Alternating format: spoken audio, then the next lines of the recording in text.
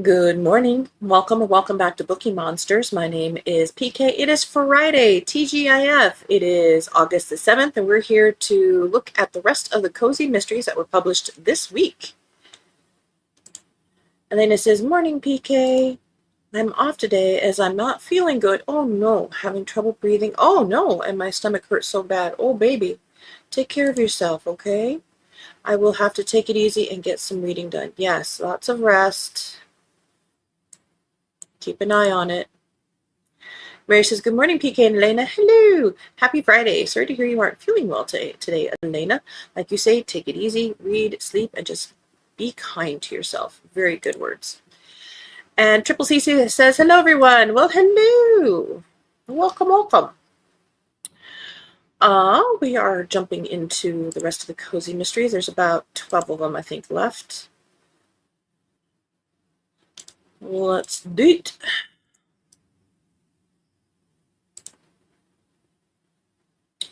Unpapered Bedroom Murder in a Nutshell by Francis McNamara, fourth in the Nutshell Murder Mysteries. A woman is found dead in a rundown rooming house in Boston's South End, but she's to be the wife of a wealthy banker with a mansion in the Back Bay.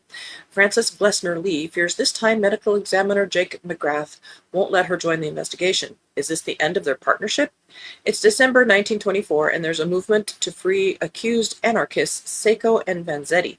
Does the death have to do with demonstrations, or is it merely a tawdry love triangle that led to her death? And I forgot to click on it, so we'll give it its moment.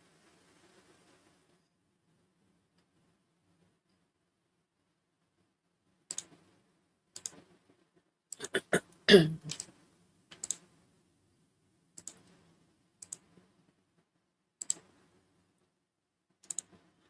see so many puppy distractions, but trying to finalize my book blurb. Oh, nice. And how's everyone doing? I'm doing okay. It's good to see you. Amy says, Good morning, PK and everyone else. Well, hello. Mary says, Hi, Triple C sounds exciting on several fronts at your house. A blurb to finish and puppies. Mary says, Hi, Amy. Respectable Murders by Joanna Snowden, fourth in the Highland Mysteries. Joanna has just about managed to unpack her kettle in her new Aberdeenshire cottage when DCI Fraser appears in need of a favor. Nothing straightforward, naturally. Someone is quietly murdering guests at Lord Montgomery's blue-blooded Highland matchmaking events, and Fraser wants Joanna and Brian to ask awkward questions without upsetting the Scottish aristocracy, or at least not more than usual. Brian insists on calling it the Toff Killer case, a name Joanna refuses to endorse, though he is insufferably pleased with it. The chase takes them through crumbling castles, affronted Highland cows, tartan-heavy soirees, and the most passive-aggressive tea rooms in the British Isles. Joanna and Brian bicker. They blunder. They occasionally border on brilliant. As the bodies pile up and the suspects become ever more blasé, their small favor starts to look suspiciously like actual danger. Typical. Yeah, but all we want to know is there a Jamie Fraser there? That's it. That's all we need to know.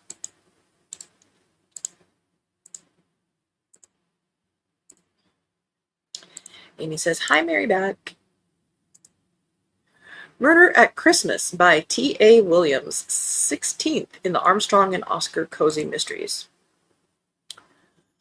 Private investigator Dan Armstrong, accompanied by his wife and his canine sidekick Oscar, are spending the days before Christmas in a luxurious alpine chalet tucked away in a hidden valley. It should be the perfect escape, except the owner is in fear for his life.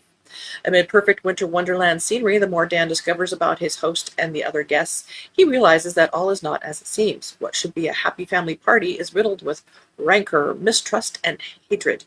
Then the snow falls, fast and heavy, and within moments someone is dead. From the snow? Accident, suicide, or murder. As the snow closes in, Dan has to work out if he's looking for a killer or whether he and Oscar are barking up the wrong tree.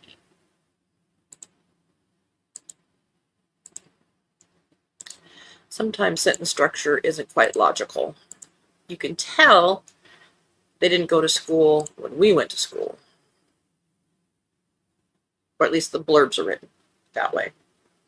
An Uncommonly Festive Fiasco by Hannah Hendy, 8th in the Dinner Lady Mystery Detectives. During the Christmas season, Marjorie and her team of dinner ladies are catering the green room at Ittenvale Winter Festival. A storm threatens to ruin the holiday fun, and so does an unknown threat. Elliot, a high-profile food vendor, is found unconscious with a severe head injury lying among toppled Christmas decorations. When it's revealed he had an argument with a rival the night before, Marjorie and Clementine know they must stay on high alert. The police can't get down to the site until the storm clears, leaving everyone trapped, including the attacker. As the dinner lady detectives get closer to the truth, they uncover a web of jealousy, competition, and long-held grudges among the vendors and other guests. Can they solve the case before mayhem turns to murder? End of that row. Oh my, we have 16. We got to keep moving. Grades and Grudges by Paula Lester, 5th in the Holiday Hollow Mysteries.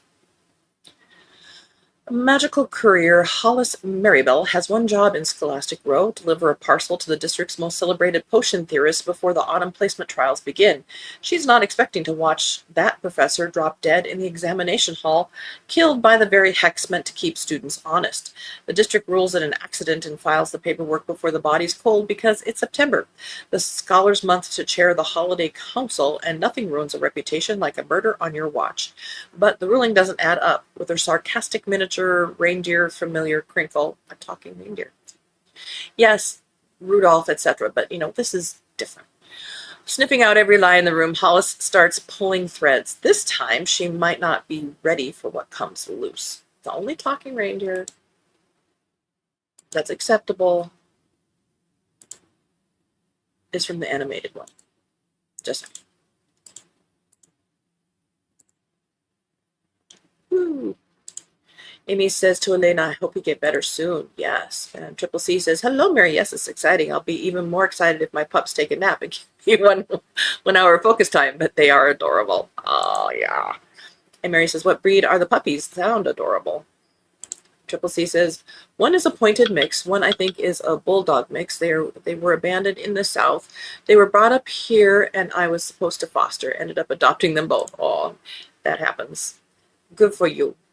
And Mary says, my corgis are singing in the morning. At once a day, early in the morning, they get to howling in unison. It's so cute, and I love hearing it and experiencing their joy in the new day. Yeah. Beyond a Reasonable Hunt by Maggie March. Anna MacGuffin has faced down murderers, outwitted vengeful spirits, and survived small-town gossip, but nothing has prepared her for this, admitting that her feelings for a certain Victorian ghost have become impossible to ignore. But he's a ghost. Richard Lockwood is infuriating, overprotective, and devastatingly handsome for someone who's been dead since 1895. But how do you build a future with a man who doesn't have one? Before Anna can untangle her heart, Lockwood Cove is thrust into the national spotlight. Greg Anderson, disgraced director of the hit TV show Ghost Trackers, is standing trial for murder, and his defense is unprecedented. Supernatural forces made him do it. It would be laughable if the star expert witness weren't Dr. Thomas Braxton, a man whose obsession with Victorian serial killer Alistair Hawthorne borders on worship. Worse still, the defense's key evidence is a gold Victorian locket, the very one Anna and Richard know contains Hawthorne's trapped spirit. One wrong move in that courtroom and the most dangerous ghost Lockwood Cove has ever known could be set free. Richard has kept Anna safe from Hawthorne before, but this time the threat is lurking in a shadowy cemetery. It's sitting in an evidence bag, waiting for its moment.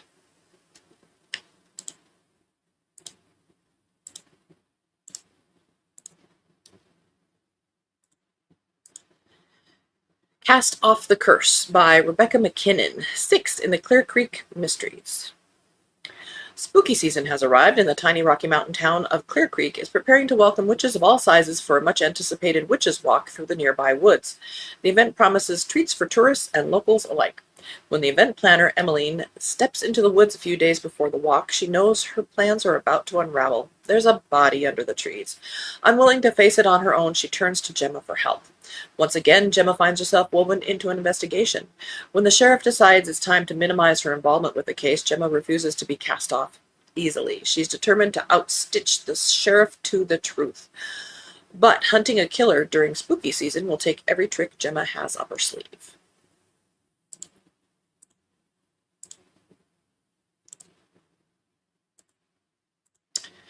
Well, this title conjures a picture. Frozen by Confetti by R.A. Muth. 6th in the Ho-Ho Homicide.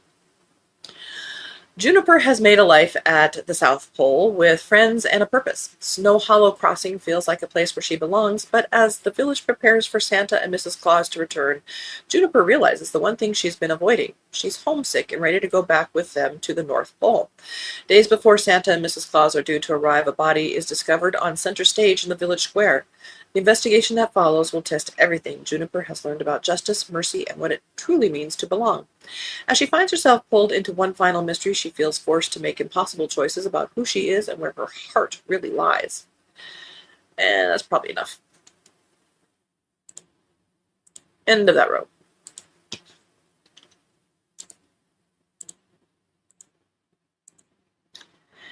Death at the Midway Mermaid by Bessie Barr. 16th in the Pelican Shores Cozy Mysteries. The mermaid was supposed to be an illusion. She wasn't supposed to be dead. When a traveling carnival rolls into the charming Texas beach town of Pelican Shores, artist and cafe owner Finn Dockery expects funnel cakes, Ferris wheel kisses, and one uninterrupted evening with Detective Pace Stringfellow. Instead, the Midway's shimmering mermaid fails to surface, pulling Finn into another round of sleuthing. As Finn traces the victim's final hours, she uncovers uneasy rivalries, guarded secrets, and shifting stories hidden behind the carnival's cheerful facade. Barker Bellows is protecting more than ticket sales. Madame Zella has vanished behind her fortune-teller scarves, and nasty jewelry seller Nell Perkins seems to know more about the dead mermaid than she's willing to admit. With sharp-tongued best friend Bertie, scent-savvy Beau, judgmental Queen Bean, and Pace beside her, Finn must unravel the truth before the carnival packs up, the evidence disappears, and another innocent person becomes the killer's next victim. Now, I only watch and read crime fiction, but if there's been a death or a murder, the carnival isn't allowed to leave. I'm just saying. I've been watching TV since the 70s. This is the way, right? Does Keo ever howl? Not really. No, he does bark occasionally, for sure. No, I don't think I've heard him howl. Good question. Flirty Flo Flamingo and the Fruitcake Felony. Okay, peoples. By Sharon E. Buck. 3rd in the Flirty Flo Flamingo series. Everyone knows fruitcake is supposed to last forever. No one expected it to become evidence. The 47th annual Flamingo Bay World Championship Fruitcake Festival is supposed to crown the world's greatest fruitcake baker, not produce a corpse. But when the reigning champion is found dead, the holiday celebration goes from merry to murderous in the time it takes to preheat an oven. Now, suspicion is flying faster than powdered sugar. Jealous bakers, fiercely competitive church ladies, suspicious Santas, and contestants guarding century-old family recipes all have something to hide. And yes, someone actually brought a blessed fruitcake to the competition. Flirty Flo Flamingo and her elegant partner Pinky Sway team up with Chef Molly and flamboyant fruitcake legend Sterling St. James to untangle a recipe for murder before another contestant ends up 6 feet under. As family secrets crumble, desserts disappear, and a fruitcake is baked to survive the next ice age, Flo discovers someone will kill to protect a generation's old secret. Because in Flamingo Bay, Christmas isn't the only thing getting baked. Now that has other connotations, but yeah.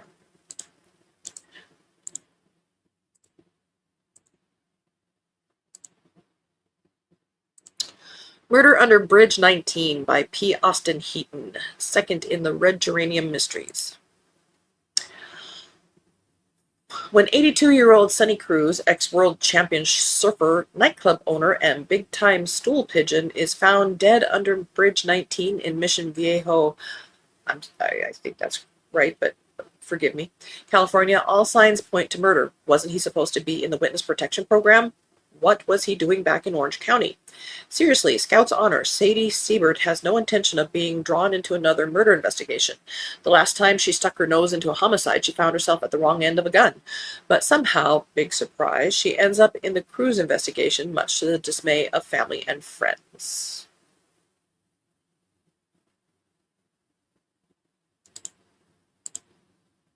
And then a whole lot of extraneous words. Oh, Diana Zarissa has a new one. She has like 3 or 4 series going. The Smith Assignment, 19th in the Janet Markham Bennett Cozy Thrillers. When Joan and Michael go away on a fortnight's holiday, Janet and Edward are left to run the bed and breakfast in their absence. They had been warned that top-secret government agency which had formerly employed them might be sending guests to stay during the fortnight, but Janet wasn't expecting the guests who actually arrived. Mr. Jones, Edward's former handler, arrived first. He was followed by 2 men who seemed perfectly ordinary in every way. On their first night in Doveby Dale, the trio headed to the local pub. The next morning, as their guests enjoy breakfast, the local radio shares the news that one of their fellow pubgoers was murdered, and it very quickly becomes evident that the 3 guests at Doveby House are high on the list of suspects. Without knowing why they're in Doveby Dale, it's difficult for Janet and Edward to work out whether any of their guests had a motive for the murder or not, but it doesn't take them long to find motives for the dead man's closest friends. The man's mysterious past also suggests possible motives, but those seem to point back at the Doveby House guests. Janet and Edward are determined to find the killer and help Mr. Jones and the agency as much as they can in this 19th book in the series. Or you could just leave it to the police, because it's not your job. End of that row. Last row.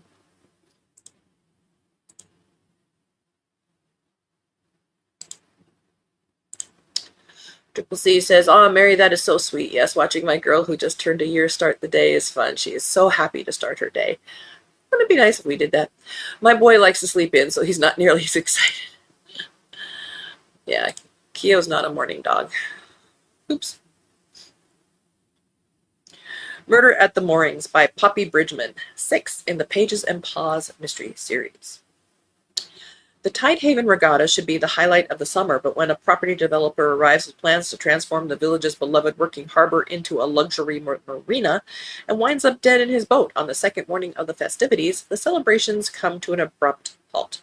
With the entire fishing community under suspicion and the village divided between old Tidehaven and new money, Ginny Hampton finds herself navigating the most fractured investigation yet. Everyone had reason to want him gone, but the truth, as always, is buried somewhere unexpected.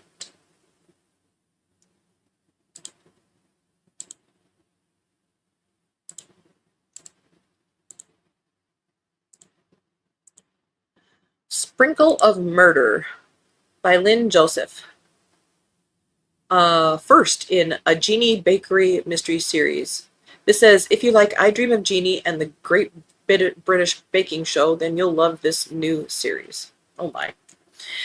Jeannie Jennings doesn't grant wishes anymore. She bakes cupcakes. With a little something extra, gentle manifesting magic baked right in. That's the plan when she opens 3 Wishes Bakery in the cozy small town of Snowflower Falls, Maine. Is it bad for a wish for a quiet new life?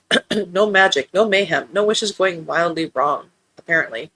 Because her very first customer drops dead on opening day after one bite of Jeannie's magical cupcake. With suspicion swirling around her and a handsome, sharp-eyed detective convinced she's hiding more than a secret recipe, Jeannie becomes the prime suspect. Now she must uncover the real killer with the help of her rescue Puffin before the truth is cooked and she's locked up for good. And for a Jeannie trying very hard to live like a human, prison is the one fate she can't escape. Oh my. I think we've seen everything now. Have we? I think we have. Oh, Reese Bowen has a new one. I think this is a standalone. Well, and it might not be totally mystery, but it's Reese Bowen. Australian writer Emma Callender has been recruited to complete the final historical mystery in a series by celebrated author Iris Blackburn. It's 1965, and Iris's memory is fading. She's certain that only Emma can do justice to her novel about a murder on the Isle of Skye. When Emma ventures to Scotland for research, she discovers the story is not fiction at all, but rather a true crime unsolved for more than 50 years. It was 1904 when a couple's suspicious drowning led to a disappearance of a mysterious young woman the locals called the Wild Girl. To this day, the mystery is unforgettable, especially among the descendants of an aristocratic family who will do anything to keep their secrets buried. From the misty highlands to a medieval castle, Emma and Tony Gordon, Iris's handsome lawyer, worked ever more closely to uncover them. But while Iris may be known for her fiendishly clever twists, there's one not even Emma could have seen coming.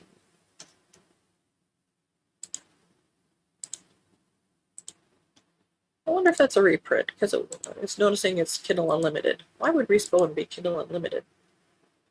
Last one. We're going to make it. Murder with a Sip of Apple Cider by Laura M. Drake. If you're looking for something with apples. First in the Whisper Hollow cozies. For Maria Lozada, planning her best friend's wedding is her big chance to turn her event planning dreams into reality. But when the photographer turns up dead, Maria's color-coordinated plans fall apart faster than a piñata.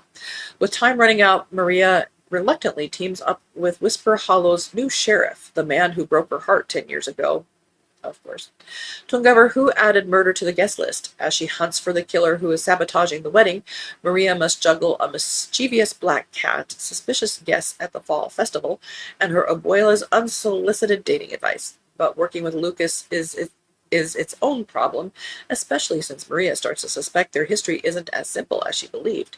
Now she's racing to solve two mysteries: who killed the photographer and what really happened 10 years ago, because that's more important. If she fails, happily ever after may be the one thing she can't plan. All right, we made it. Just as the bell's about to ring. That is everything published this week in Cozy Mysteries. Amy says, oh, a standalone. Yes. Itchy. Triple C says, hopping off to get some work done. Have a great day, everyone. Well, you too. Thanks for being here. It's good to see you. Don't be a stranger. Mary says, hope everyone has a great weekend. Not sure what I will do. Lots to pick from around the house since it is such a mess. It will wait. But there is fun out there to be had. So will housework get done? I give you permission to not do it. Amy says, have a good day, everyone. Back at you, baby. And Elena, if you're still on, feel better. Keep taking care of yourself. All righty. So, no sprints tonight. Our next sprints are tomorrow afternoon at 3 p.m. Eastern. Goes 5 hours. Thank you guys so much for watching. Next week we'll do a whole new batch of published books. Be safe. Stay cool. Read books you want to read. And as the banner says here, don't be a bookworm, be a bookie monster. Nom nom nom. Have a good day and God bless.